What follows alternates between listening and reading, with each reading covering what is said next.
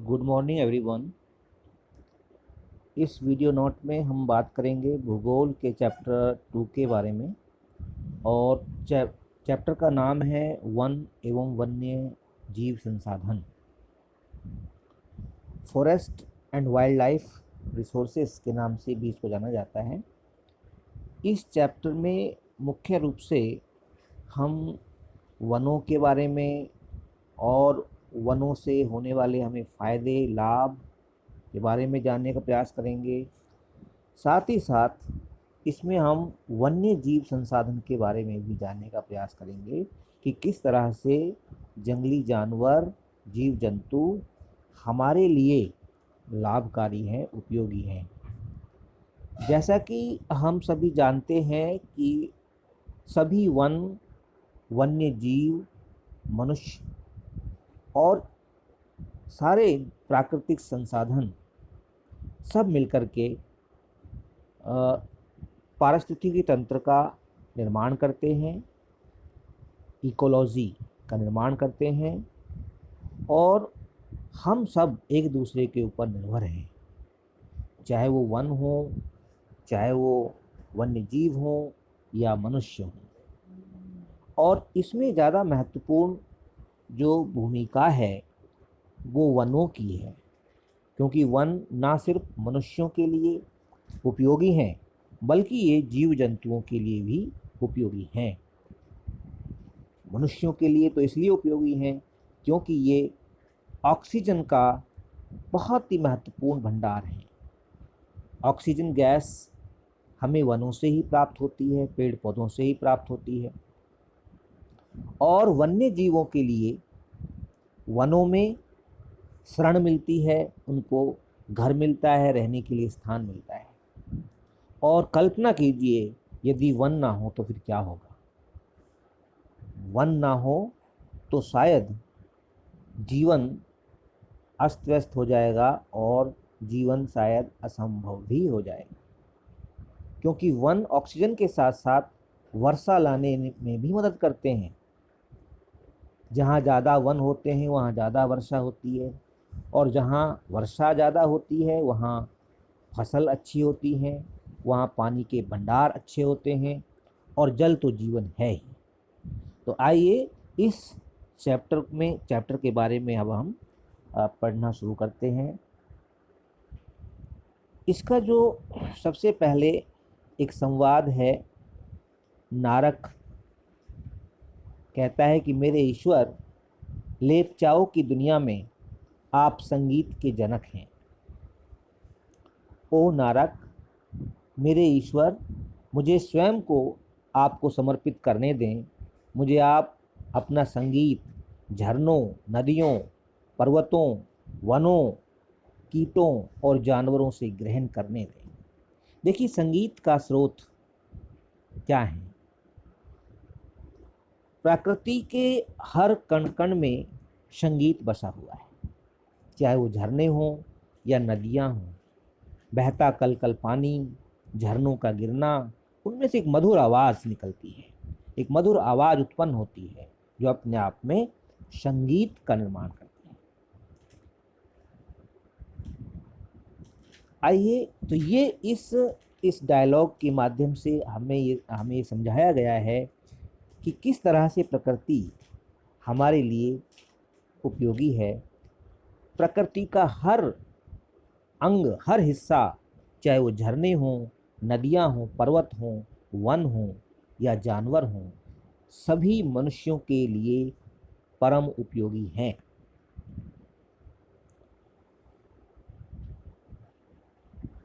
इसकी शुरुआत इस चैप्टर की हम करते हैं कि इस ग्रह पर हम सूक्ष्म जीवाणुओं और बैक्टीरिया, जोंक से लेकर वटवृक्ष, हाथी और ब्लू व्हेल तक करोड़ों दूसरे जीवधारियों के साथ रहते हैं।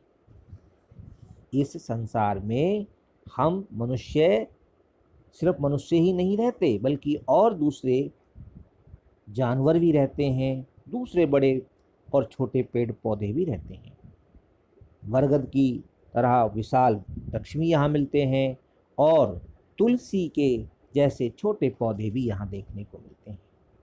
यहाँ विशालकाय जानवर जैसे हाथी और ब्लू व्हेल मिलती हैं, और साथ ही साथ छोटी छोटी मछलियाँ और कीड़े मकोड़े भी यहाँ पर देखने को मिलते हैं। यह पूरा आवासीय स्थल जिस पर हम रहते हैं, अर्थात ये धरातल, ये पृथ्वी अत्यधिक जैव विविधताओं से भरी हुई है। यहाँ पे एक प्रश्न उत्पन्न होता है कि जैव विविधता किसे कहते हैं। अंग्रेजी में इसको बायोडाइवर्सिटी कहते हैं।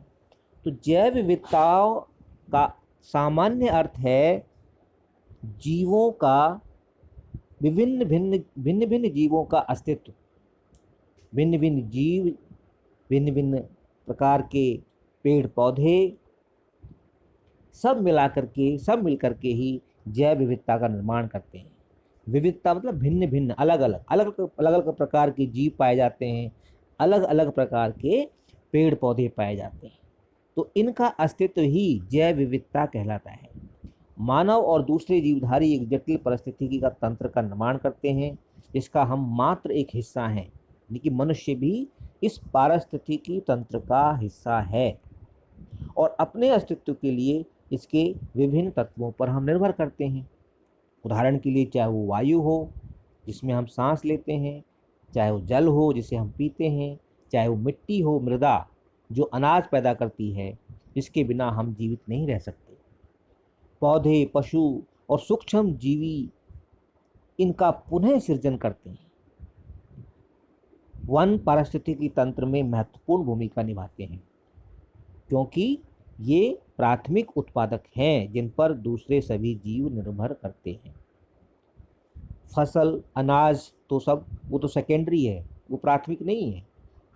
क्योंकि उसको मनुष्य पैदा करता है अपने श्रम से, अपने श्रम का इस्तेमाल करके मनुष्य उसका उत्पादन करता है। लेकिन वन जो है वो अपने आप पैदा होते हैं, अपने आप होते हैं, पेड़ पौधे अपने आप पैदा होते हैं। तो प्राथमिक स्रोत हैं उत्पादन के, जिनसे हमें अमूल्य फल फूल मिलते हैं, अमूल्य प्रकार की जड़ी बूटियां हमें मिलती हैं पेड़ पौधों से, जिनके ऊपर हमारा जीवन निर्भर है। इसी तरह से भारत में प्राणी जात और वनस्पति जात के बारे में अब हम इसमें जानने का प्रयास करेंगे कि भारत में कितने प्रकार के कैसे कैसे पेड़ पौधे पाए जाते हैं और कैसे यहाँ पर जीव जंतु पाए जाते हैं। तो बहुत ही आसान है इसको समझना। यदि हम अपने चारों नज़र दौड़ाएं तो हम देखेंगे कि कुछ ऐसे प्राणी और पौधे हैं जो आपके क्षेत्र में ही पाए जाते हैं, जो हमारे ही क्षेत्र में पाए जाते हैं, दूसरे क्षेत्रों में वो नहीं पाए जाते। वास्तव में भारत जैव विविधता के संदर्भ में विश्व के सबसे समृद्ध देशों में से एक है। मतलब जहाँ जहाँ जैव विविधता पाई जाती है और वो जैव विविधता प्रचुर मात्रा में पाई जाती है, उनमें से भारत एक है। भारत स्वयं एक देश ऐसा है जहाँ पर जैव विविधता प्रचुर मात्रा में पाई जाती है, अर्थात यहाँ भिन्न भिन्न प्रकार के पेड़ पौधे, भिन्न भिन्न प्रकार के जीव जंतु पाए जाते हैं। यहाँ विश्व की सारी जैव उपजातियों की 8% संख्या भारत में पाई जाती है। जितनी दुनिया में जैव उपजातियाँ हैं, यानी कि पेड़ पौधे हों या चाहे वो जीव जंतु हों, जितनी भी श्रेणियाँ हैं उनका 8% भारत में। एक बहुत बड़ा नंबर है, बहुत बड़ी संख्या है ये, जो कि लगभग 16 लाख है। 16 लाख किस्म के जीव जंतु, 16 लाख किस्म के पेड़ पौधे पाए जाते हैं देश के अंदर, दोनों मिलाकर के। ये अभी खोजी जाने वाली उपजातियों में से 2 या 3 गुना है। आप पहले ही भारत में पाए जाने वाले वनों और वन्यजीव संसाधनों के क्षेत्रफल और किस्मों के बारे में पढ़ चुके हैं। आपने सोचा होगा कि इन संसाधनों का आपके दैनिक जीवन में क्या महत्व है।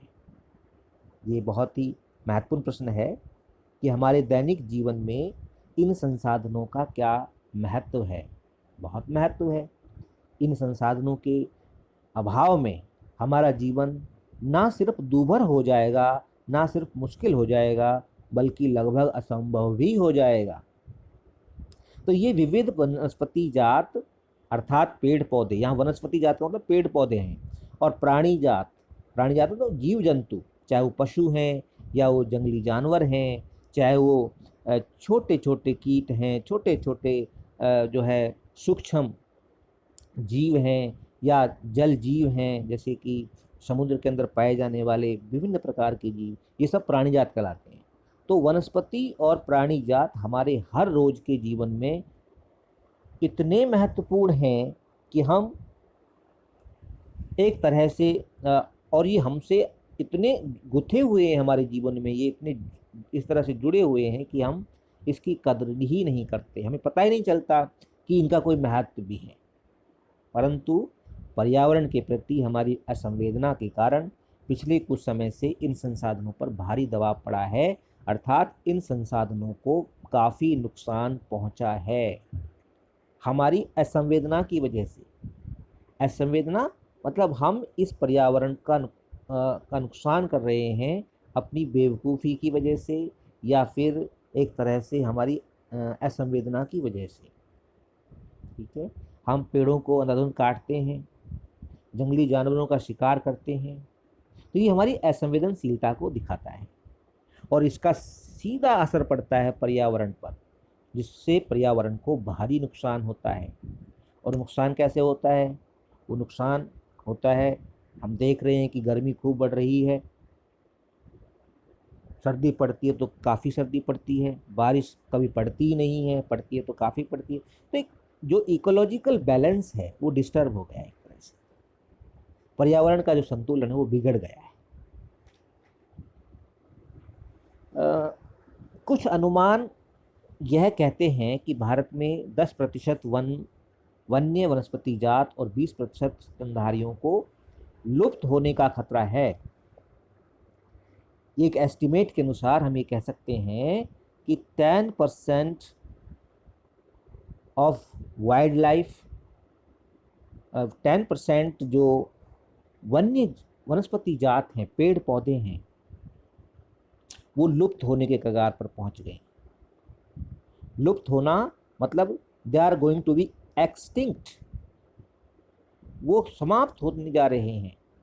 और 20% स्तनधारियों को भी लुप्त होने का खतरा है। स्तनधारी का मतलब है जीव, मैमल्स,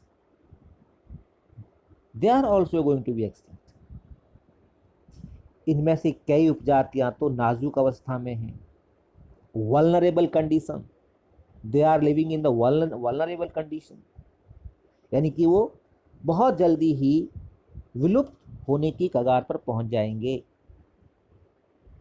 ओके, इनमें चीता, गुलाबी सिर वाली बतख, पहाड़ी कोयल और जंगली चित्तीदार उल्लू और मधुका इंसिग्निस, ठीक है, जो कि महुआ की जंगली किस्म है, और हुबरडिया हेप्टान्यूरॉन जो कि घास की प्रजाति है, जैसे पौधे भी शामिल हैं जो कि विलुप्त होने के हो गए हैं लगभग, और विलुप्त होने के कगार पर हैं।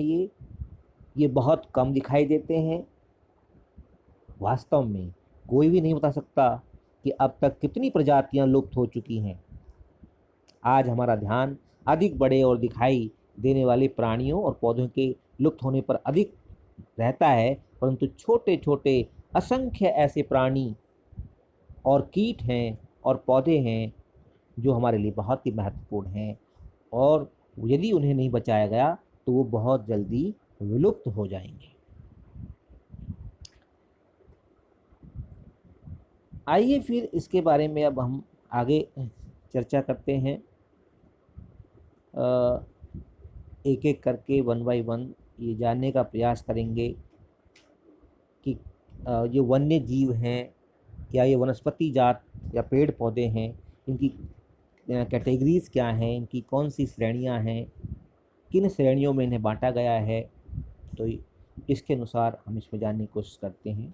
आओ हम विभिन्न प्रकार के पौधे और प्राणियों की जातियों के बारे में पता लगाएं कि वो उनकी क्या प्रजातियां हैं, क्या नस्लें हैं उनकी, अर्थात अंतर्राष्ट्रीय प्राकृतिक संरक्षण और प्राकृतिक संसाधन संरक्षण संघ, यह एक संस्था है IUCN के अनुसार इनको निम्नलिखित श्रेणियों में बांटा जा सकता है। नंबर 1 सामान्य जातियां, नंबर 2 संकटग्रस्त जातियां, नंबर 3 शुभेद्य जातियां, नंबर 4 दुर्लभ जातियां, नंबर 5 स्थानिक जातियां और नंबर 6 लुप्त जातियां। तो इस तरह से मोटे तौर पर हम इनको 6 भागों में बांट सकते हैं, 6 कैटेगरीज में इनको हम कैटेगराइज कर सकते हैं। तो आइए एक एक करके इनके बारे में समझने का प्रयास करते हैं। सबसे पहले हम बात करेंगे सामान्य जातियों वाले पेड़ पौधे और जीव जंतुओं के बारे में। बहुत सामान्य और बहुत ही सिंपल है इसको समझना कि ऐसे पेड़ पौधे या ऐसे जीव जंतु जो काफ़ी संख्या में अभी भी विद्यमान है, अभी भी मौजूद हैं और हम उनको देख सकते हैं, वो हमारे आस पड़ोस में हमें मिल जाते हैं, देखने को मिल जाते हैं। तो ये वे जातियां हैं जिनकी संख्या जीवित रहने के लिए सामान्य मानी जाती है, जैसे पशु है, साल का वृक्ष है, चीड़ का वृक्ष है ना, कृंतक इत्यादि है। बहुत सारे पेड़ पौधे हैं हमारे यहाँ पर, नीम है, पीपल है, तो ये सब अभी हमें देखने को मिलते हैं भारी संख्या में। तो ये सामान्य जातियों वाले पेड़ पौधे हैं। और उसी तरह से बहुत सारे पशु हैं जो सामान्य रूप से हमें देखने को मिल जाते हैं। दूसरे प्रकार के पेड़ पौधे या जीव जंतु होते हैं संकटग्रस्त जातियां, जिनको हम एंडेंजर्ड स्पीसीज कहते हैं। Endangered means their life is in danger, खतरे में है वो। ये वे जातियां हैं जिनके लुप्त होने का खतरा है, और यदि उन्हें नहीं बचाया गया, उनका संरक्षण नहीं किया गया, तो वो विलुप्त हो जाएंगे और हमें वो फिर देखने को नहीं मिलेंगे। जिन विषम परिस्थितियों के कारण इनकी संख्या कम हुई है, यदि वे जारी रहती हैं तो इन जातियों का जीवित रहना कठिन है। काला हिरण, मगरमच्छ, भारतीय जंगली गधा। भारत जंगली गधा कहाँ मिलता है? रन कच्छ में मिलता है, ये गुजरात के रन ऑफ कच्छ में मिलता है जंगली गधा। गेंडा है ना, एक सींग वाला गेंडा, ये आसाम के जंगलों में मिलता है। शेर पूंछ वाला बंदर, शंगाई जो कि मणिपुरी हिरण है, इत्यादि इस प्रकार के जातियों के उदाहरण हैं जो संकटग्रस्त हैं, उनका जीवन संकट में है और उन्हें बचाने की आवश्यकता है। तीसरे प्रकार की या तीसरी जो कैटेगरी है वनस्पति जात और प्राणी जात की, वह है सुभेद्य जातियां। सुभेद्य वल्नरेबल स्पीसीज। वल्नरेबल मतलब वो कमजोर स्थिति में है, वो संकटग्रस्त के साथ साथ वो सुभेद्य हैं, आसानी से वो खत्म होने के कगार पर पहुंच रही हैं। ये वे जातियां हैं जिनकी संख्या घट रही है लगातार। Their number is decreasing day by day. यदि इनकी संख्या पर विपरीत प्रभाव डालने वाली परिस्थितियां नहीं बदली, मतलब जिन कारणों से इनकी संख्या घट रही है, यदि उन परिस्थितियों को नहीं चेंज किया गया, बदला नहीं गया और इनकी संख्या घटती रहती है, तो यह संकटग्रस्त जातियों की श्रेणी में शामिल हो जाएंगी। सुभेद्य जातियां अभी संकटग्रस्त जातियां नहीं हैं, लेकिन वो संकटग्रस्त होने के कगार पर पहुंच रही हैं, क्योंकि उनकी संख्या धीरे धीरे कम होती जा रही है। जब ज़्यादा कम हो जाएगी तो संकटग्रस्त हो जाएंगी। उदाहरण के लिए नीली भेड़ है ना, ब्लू शीप।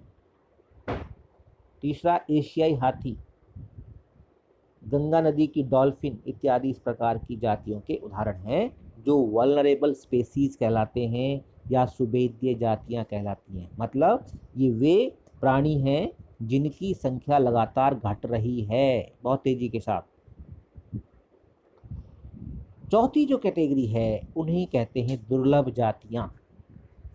दुर्लभ का मतलब है कि वो लुप्त नहीं हुई हैं, अभी हैं, लेकिन कहीं कहीं देखी जाती है, कहीं कहीं देखी जाती है। वो बहुत मुश्किल से हम उनको देख पाते हैं, दुर्लभ हैं। इन जातियों की संख्या बहुत कम या नाम मात्र के बराबर कह सकते हैं, और यदि इनको प्रभावित करने वाली विषम परिस्थितियां नहीं बदली गई तो यह संकटग्रस्त जातियों की श्रेणी में आ जाएंगी। क्लियर। पांचवा जो प्रकार है प्रजातियों का वो है स्थानिक जातियां। स्थानिक जातियां ये वे प्राणी जात या वनस्पति जात हैं जो प्राकृतिक या भौगोलिक सीमाओं से अलग विशेष क्षेत्रों में पाई जाने वाली जातियां अंडमानी टील, निकोबारी कबूतर, अंडमानी संगली सुअर और अरुणाचल के मिथुन इन जातियों के उदाहरण हैं। स्थानिक जातियां हैं यानी कि जो कुछ क्षेत्र विशेषों में ही पाई जाती है, हर जगह नहीं पाई जाती है। स्थानिक, ठीक है, स्थान से जुड़ी हुई है, क्षेत्र से जुड़ी हुई है। क्लियर। अगला है लुप्त जातियां। ये इन जातियों की सबसे खतरनाक स्थिति है। लुप्त मतलब एक्सटिंक्ट हो गई, है ही नहीं। ये वे जातियां हैं जो इनके रहने के आवासों में खोज करने पर अनुपस्थित पाई गई हैं, मिले ही नहीं क्योंकि है ही नहीं। ये उपजातियां स्थानीय क्षेत्र या प्रदेश अथवा देश या उपमहाद्वीप या महाद्वीप या पूरी पृथ्वी से ही लुप्त हो गए हैं। ऐसी उपजातियों में एशियाई चीता और गुलाबी सिर वाली बतख शामिल हैं। तो ये 6 कैटेगरीज हैं प्राणी जात की और वनस्पति जात की। अब इसमें बीच बीच में कुछ टिप्पणियां दे रखी हैं। जैसे सबसे पहले इसमें हम बात करेंगे लुप्त होते हुए वनों के बारे में। क्वेश्चन आता है कि लुप्त होते वनों पर एक टिप्पणी लिखिए या वनों के लुप्त होने के क्या कारण हैं। तीसरा क्वेश्चन बनेगा वनों को लुप्त होने से बचाने के क्या उपाय हैं, वनों के संरक्षण के क्या उपाय हैं। आइए इसके बारे में जानते हैं। भारत में जिस पैमाने पर वन कटाई हो रही है वह अब विचलित कर देने वाली है, बहुत मन को दुखी कर देने वाली है। देश में वन आवरण के अंतर्गत अनुमानित 79.42 मतलब 79.42 मिलियन हेक्टेयर क्षेत्रफल है। यह देश के कुल भौगोलिक क्षेत्र का 24.16 अर्थात 24.16% हिस्सा है, जिसमें से 12.2% सघन वन है। सघन वन का मतलब होता है कि जो पेड़ पौधे हैं वो आपस में उनकी जो बीच की दूरी है बहुत कम होती है, एक दूसरे से सटे हुए होते हैं पेड़ पौधे। तो ऐसे जो पेड़ पौधे वाले वन हैं उनको सघन कहते हैं। भारी मात्रा में पेड़ पौधे होते हैं वहाँ। खुला वन होता है जहाँ पर छितरे होते हैं पेड़ पौधे, थोड़ी थोड़ी दूरी पर पाए जाते हैं, है ना। इनकी संख्या 9.14% है। और मैंग्रोव वन जो समुद्र के किनारे पर, है ना, पाए जाते हैं, पानी के किनारे पर जो पाए जाते हैं उन्हें मैंग्रोव वन कहते हैं। जैसे डेल्टा का सुंदरवन जो है, डेल्टा का जो सुंदरवन है वो उसका उदाहरण है मैंग्रोव वन का। स्टेट ऑफ फॉरेस्ट रिपोर्ट 2015 के अनुसार वर्ष 2013 से सघन वनों के क्षेत्र में 3715 वर्ग किलोमीटर की वृद्धि हुई है। ये अच्छी बात है, ये पॉजिटिव थिंग है कि सघन वनों का क्षेत्र बढ़ रहा है। और इसका कारण है सरकार के प्रयास किए जा रहे हैं, सरकार प्रयास कर रही है ना, वनों को बचाने की, इसलिए बढ़ गया है क्षेत्र। परंतु वन क्षेत्र में यह वृद्धि वन संरक्षण उपायों, प्रबंधन की भागीदारी तथा वृक्षारोपण से ही हुई है। तो देखो इस प्रश्न का उत्तर आपको यही मिल जाता है कि वनों को कैसे बचाया जा सकता है, हाउ टू सेव फॉरेस्ट्स। तो वनों को बचाने के जो उपाय हैं, नंबर 1 संरक्षण के उपाय। उन्हें बचाने के लिए सरकार उपाय कर रही है। उसने कुछ वनों को आरक्षित वन, कुछ को रक्षित वन के रूप में चिन्हित कर दिया है। some forests have been reserved has been categorized as reserved forests, ठीक है। और वहाँ पर हर प्रकार की आवाजाही को रोक दिया है, हर प्रकार की मूवमेंट को रोक दिया गया है। कोई वहाँ आएगा जाएगा नहीं, व्यक्तियों का प्रवेश नहीं होगा वहाँ। तो इससे पेड़ पौधे नहीं कटेंगे, तो पेड़ पौधे नहीं कटेंगे तो पेड़ पौधे की संख्या बढ़ेगी। दूसरा, प्रबंधन की भागीदारी। पेड़ पौधों या वनों के प्रबंधन में जनता को भी भागीदार बनाया जा रहा है। ये एक बहुत अच्छी बात है। जब जनता उसमें भागीदार रहेगी तो पेड़ पौधों के कटने पर पाबंदी लग जाएगी, पेड़ पौधे नहीं कट पाएंगे। और तीसरा बड़ा कारण है इसका, पेड़ पौधों के संरक्षण का तीसरा जो बड़ा मेथड है, तरीका है, वो है वृक्षारोपण, प्लांटेशन। अधिक से अधिक पेड़ पौधे लगाए जाएं तो इससे वन का जो क्षेत्र है वो उसमें वृद्धि होगी, वनों का संरक्षण होगा। इसके साथ ही इसमें एक टिप्पणी और है, एशियाई चीता कहाँ चला गया, है ना। एशियाई चीता, जिसको हम विलुप्त कैटेगरी में रखेंगे, एक्सटिंक्ट स्पीसीज की कैटेगरी में जो आता है, अभी पूरा डिस्कस कर चुके हैं हम। कहाँ चला गया एशियाई चीता, उसके लिए जिम्मेदार कौन है, कैसे वो इस दुनिया से गायब हो गया, इसके कारण क्या है। भूमि पर रहने वाला दुनिया का सबसे तेज स्तनधारी प्राणी चीता बिल्ली परिवार का एक अजूबा और विशिष्ट सदस्य है। जो कैट फैमिली है उसमें चीता भी आता है, जो कि सबसे तेज दौड़ता है ये, जो 112 किलोमीटर प्रति घंटा की गति से दौड़ सकता है। लोगों को आमतौर पर भ्रम रहता है कि चीता एक तेंदुआ होता है। चीते की विशेष पहचान उसकी आंख के कोने से मुंह तक नाक के दोनों ओर फैली आंसुओं के लकीर नुमा निशान है। जैसे आंसुओं की लकीर सी बन जाती है ना, जैसे आंसू बह रहे हों, ऐसे उसकी आंखों के सामने जो है वो निशान बन जाते हैं। समझ में आया। 20वीं शताब्दी से पहले चीते अफ्रीका और एशिया में दूर दूर तक फैले हुए थे, परंतु इसके आवासीय क्षेत्र और शिकार की उपलब्धता कम होने से ये लगभग लुप्त हो चुके हैं। वजह क्या है, शिकार। और दूसरा कारण आवासीय क्षेत्र में कमी। आवासीय क्षेत्र क्या होते हैं चीता के, वन होते हैं, जंगल।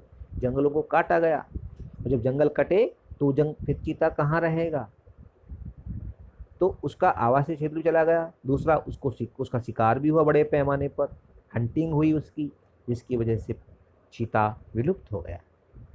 भारत में तो यह जाति बहुत पहले यानी कि 1952 में ही लुप्त घोषित कर दी गई थी। एशियाई चीता, एक नंबर का क्वेश्चन आ सकता है कि भारत में एशियाई चीता को लुप्त घोषित कब किया गया था। इट वाज 1952 व्हेन एशियाई tiger was declared extinct स्पीसी। Okay, अब हम इसमें आगे बहुत ही महत्वपूर्ण टॉपिक है, और टॉपिक है वे प्रतिकूल कारक कौन से हैं जिनसे वनस्पति जात और प्राणी जात का ऐसा भयानक ह्रास हुआ। ह्रास माने पतन हुआ, डिक्लाइन। क्या कारण है, पेड़ पौधों को नुकसान पहुंचाने के क्या कारण हैं, जीव जंतुओं को नुकसान पहुंचाने के क्या कारण हैं, उनकी संख्या क्यों कम हुई। उन प्रतिकूल कारकों का जिक्र कीजिए, उनका वर्णन कीजिए। तो इसका सामान्य उत्तर वही है कि वनों का अंधाधुंध कटाव होना, पशुओं का शिकार करना, जंगली जानवरों का शिकार करना, इसके बड़े दो कारण हैं। यदि आप चारों ओर नज़र दौड़ाएंगे तो आप पाएंगे कि किस प्रकार हमने प्रकृति को साधनों में परिवर्तित कर दिया है। जो प्रकृति है उसको हमने संसाधन बना दिया है, रिसोर्सेज के रूप में उसे हमने बदल दिया है। हमें लकड़ी, छाल, पत्ते, रबड़, दवाइयाँ, भोजन, ईंधन, चारा, खाद इत्यादि प्रत्यक्ष या परोक्ष रूप से वनों से ही प्राप्त होती है। क्लियर। इसलिए हम ही हैं जिन्होंने वन और वन्य जीवन को नुकसान पहुंचाया है। रिस्पॉन्सिबल कौन है? हम खुद हैं, मनुष्य है। मनुष्य ने अपने लाभ के लिए, अपने फायदे के लिए, विकास के लिए, विकास करने के लिए उन वनों को नुकसान पहुंचाया, उन पेड़ पौधों को नुकसान पहुंचाया। भारत में वनों को सबसे बड़ा नुकसान उपनिवेश काल में हुआ था। उपनिवेश काल मतलब ब्रिटिश काल में, जब यहाँ ब्रिटिश शासन था, अंग्रेजों का शासन था, तब यहाँ पर जो है इसका लाभ हुआ।